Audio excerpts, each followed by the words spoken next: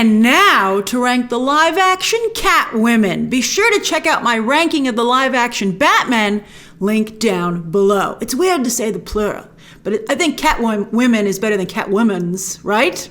All right, so anyway, obviously this one really comes down to Kravitz versus Pfeiffer, with the big question being, since 1992, can anyone ever unseat Pfeiffer? I think Kravitz gives this video some level of suspense. She's that good, we'll see. And it was very nice, by the way. You know, this is a competition, a ranking, but I think that the sisterhood that's developed around the character is heartwarming.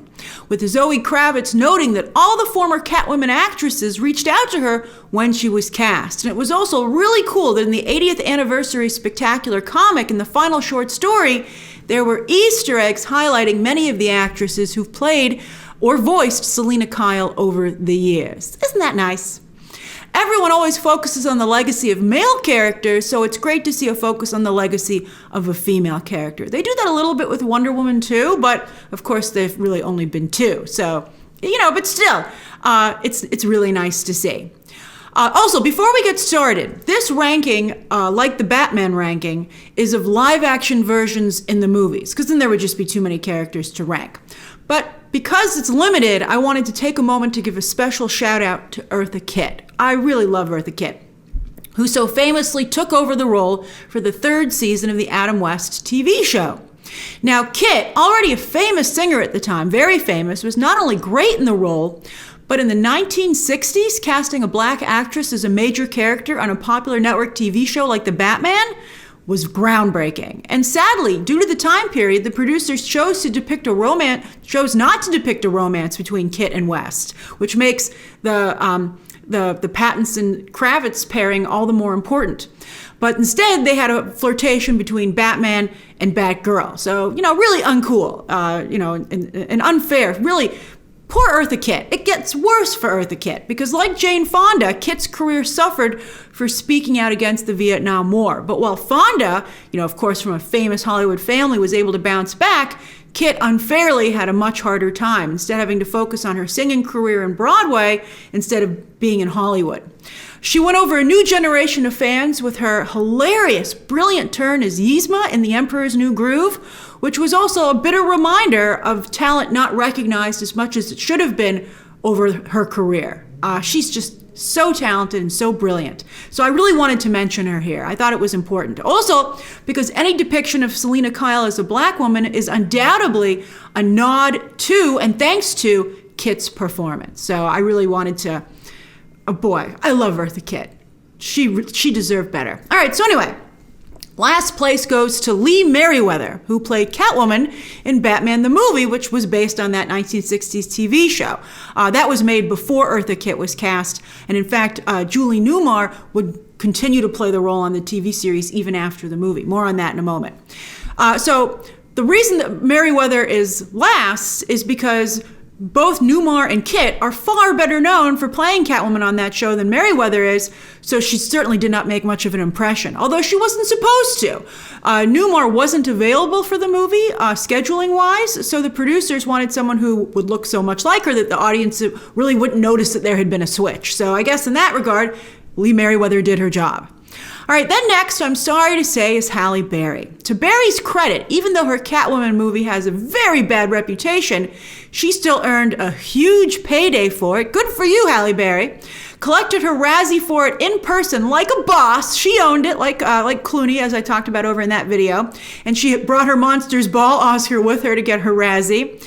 And recently, the film has found a fan base, so that's really awesome. But Catwoman was, unfortunately, the film that truly undermined Berry's historic Oscar win for Best Actress, not helped by fans also, at the time, not liking her performance as another big comic book favorite, Storm. Still, Halle Berry is one of the biggest Hollywood stars in its history. She's a huge star, big name, and Catwoman is, for better or worse, one of her most iconic roles. Third place goes to Anne Hathaway. Mixed feelings about this performance. I even rewatched some clips before I made this video, and I was still like, not working, but it's not bad. A little bit like Christian Bale's Batman. Hathaway, her performance seems to be a nod to Julie Newmar's. And she was given an understated role, so it's not entirely her fault, because Christopher Nolan has always struggled with female characters. He's just not good at doing female characters. So in fact, the fact that Anne Hathaway's Catwoman turns out as good as she does is a credit to Hathaway. Even though she didn't make a strong impression in the ad campaign, and a lot of us were like, this does not look good, she was, I think we were all pleasantly surprised when we actually watched the movie that she was not bad. It was like, this is okay, we can work with this.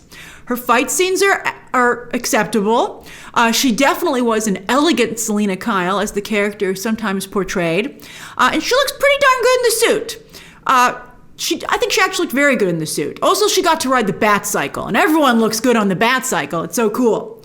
Sure, she didn't get cool goggles like the comic book version that fans have fallen in love with, and I think Zoe Kravitz is on her way to getting those goggles.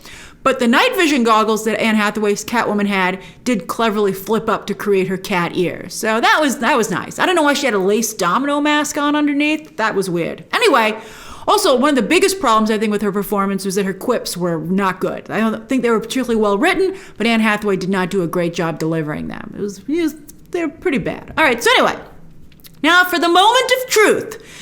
Kravitz or Pfeiffer? And I'm very curious to see who you rank number one down below. It's a tough choice. But sadly, I'm going to have to list the runner-up as Zoe Kravitz. With all due respect, because she does an incredible job in The Batman, delivering the most comics-accurate version of the character yet.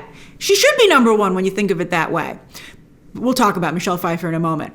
But Kravitz's action scenes have lethal and graceful precision. She is the perfect yin to Batman's yang, as she's supposed to be. A villain who has one foot on the side of good, as opposed to Batman, who's supposed to be a hero with one foot on the side of bad. And then she's on the opposite side of Gotham's economic spectrum, which I think is very crucial and important to the character, and how she was originally, when they redid Batman, when Frank Miller recreated Batman to be the darker character everyone knows and loves today, that's how he recreated Catwoman. And I think it's a good idea, especially when you think of them being opposites. Opposites attract.